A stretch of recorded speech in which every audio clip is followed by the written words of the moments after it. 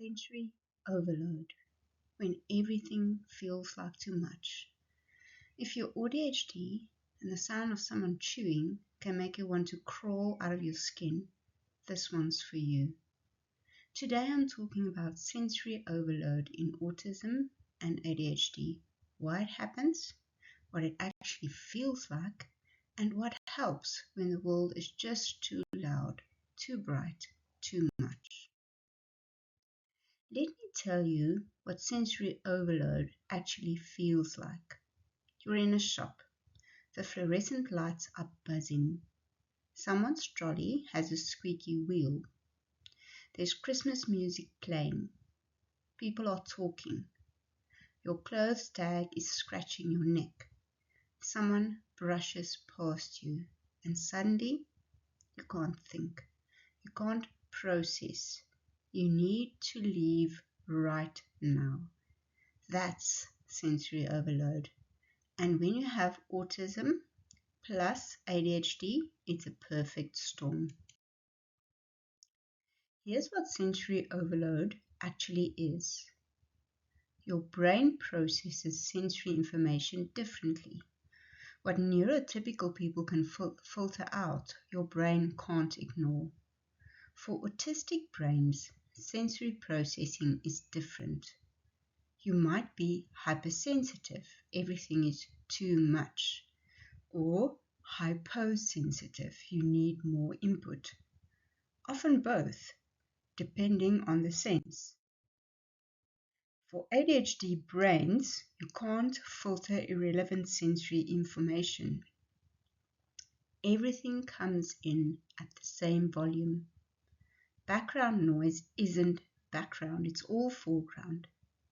Together as AuDHD, you have autism sensory sensitivity plus ADHD inability to filter. Your nervous system is constantly overwhelmed. What sensory overload looks like in my life. I'm a clinical psychologist. I see clients all day. I can handle difficult conversations, complex trauma, crisis situations. But put me in Checkers on a Saturday afternoon, I'm done in 15 minutes.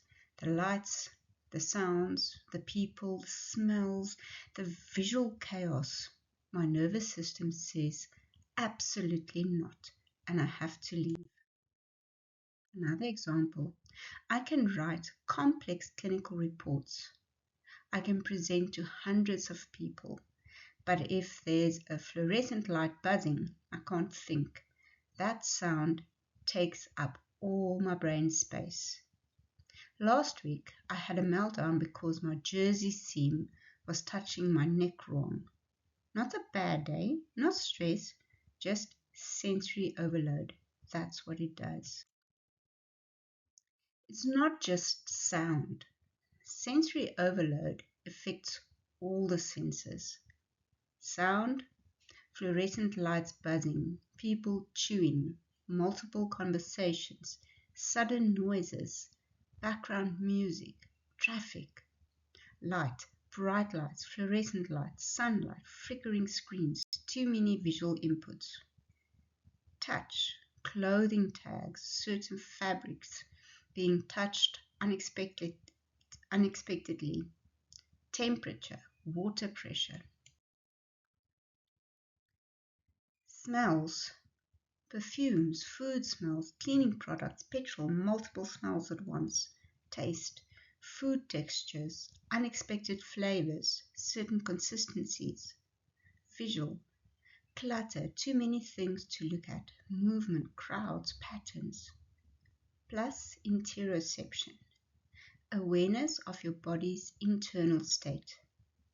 Sometimes you don't notice you're hungry, thirsty, or need the bathroom until it's urgent. And proprioception, knowing where your body is in space. This is why some of us bump into things constantly. Why ADHD plus autism makes sensory overload worse. ADHD means you can't filter sensory input. Everything comes in. You notice everything. Background noise isn't background. Autism means you process sensory information more intensely. What's mild to others is overwhelming to you. Together, you notice everything and process it intensely. No filter plus high sensitivity equals constant overload. Add in ADHD impulsivity. You can't always remove yourself before meltdown. And autism need for routine. Unexpected sensory input is worse than expected. Your nervous system never gets a break. Here's what doesn't help. Just ignore it. Can't. Brain doesn't work that way. You're being dramatic. No, my nervous system is actually overwhelmed. It's not that loud, bright, much. For you, maybe. For me, it is. Just get used to it. Exposure doesn't fix neurological differences. Sensory overload isn't a choice. It's not weakness.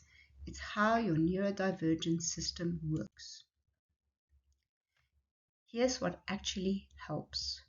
Recognize it's happening.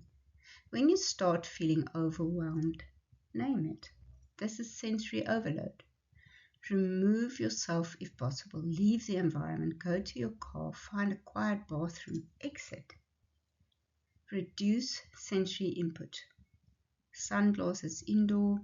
Noise-cancelling headphones. Turn off lights. Remove clothing tags. Stim. Stimming regulates your nervous system. Rock, fidget, move, whatever helps. Pressure. Deep pressure calms the nervous system. A weighted blanket, tight hug, squeeze yourself.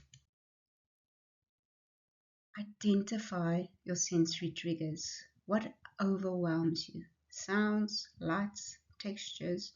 Know them so you can avoid or prepare. Create sensory safe spaces. Your home, your car, your office, make them sensory friendly. Soft lighting, low noise, comfortable textures. Communicate your needs. I need to leave. I'm sensorily overwhelmed. Can you turn that light off? Or I can't handle that smell. Plan ahead. If you're going somewhere potentially overwhelming, plan your exit strategy. Park near an exit. Have headphones ready. Limit time. Accept that some places aren't for you. It's okay to avoid shopping centers, loud restaurants, crowded events. You're not missing out. You're protecting your nervous system. Sensory sensitivity. You notice and are bothered by sensory input. It's characterized by heightened awareness and adverse reactions to stimuli. Sensory overload. Your nervous system is so overwhelmed you can't function, leading to a shutdown or meltdown. It's the crisis point when you've hit your limit. Sensitivity can lead to overload if not managed. Shutdown. You go quiet, can't speak or move, and freeze. There is a need to be alone as everything shuts down to protect you. This is a defense mechanism against overwhelming stimuli. In meltdown, you can't control your response, resulting in crying, yelling, or abruptly leaving. It's not a tantrum, but a nervous system overwhelm. Recovery time is needed. Here's what I want you to know. If you experience sensory overload, you're not broken.